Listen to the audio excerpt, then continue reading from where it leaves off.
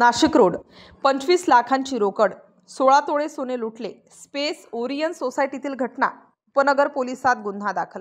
Nashik road परिसरातील रामनगर भागात hotel विश्वंभरच्या पाठीमागे असलेल्या स्पेस ओरियन सोसायटीत बंद घरात जबरदस्तीने घुसून 40 ते 50 जणांनी 25 लाखांची रोकड व 16 तोळे सोन्याचे दागिने, 2 मोबाईल फोन असा लाखो रुपयांचा ऐवज लंपास केल्याची घटना उघडकीस आली आहे.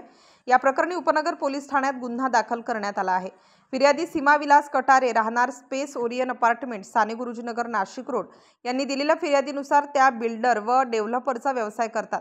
2 मुलांसह वास्तव्यास आहेत. फिर्यादी घरी असताना कविता पवार, राहणार फुलेनगर, नाशिक हिने 8 महिलांसह 40 ते 50 पुरुषांनी बळजबरीने घरात प्रवेश केला.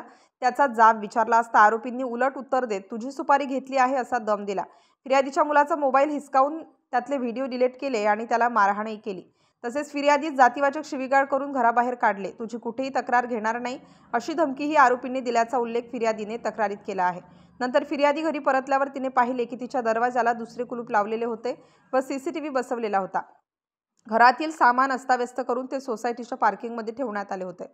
दरम्यान आरोपींकडून धमक्या मिळत राहिल्याने फिर्यादी घाबरून होती. कटारे यांनी घरात जाऊन पाहणी केल्यावर कपाटातून 25 लाख रोकड, 15 ते 16 तोळ्यांचे सोन्याचे दागिने व 2 सॅमसंग मोबाईल चोरीस गेलेले दिसून आले. यानंतर फिर्यादी महिलेने उपनगर पोलीस ठाण्यात तक्रार दिली.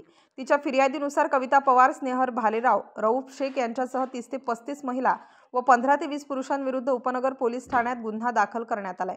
वरिष्ठ पोलीस निरीक्षक जयंत शिरसाट यांच्या मार्गदर्शनाखाली पोलीस उपनिरीक्षक सोनवणे पुढील तपास करीत आहेत.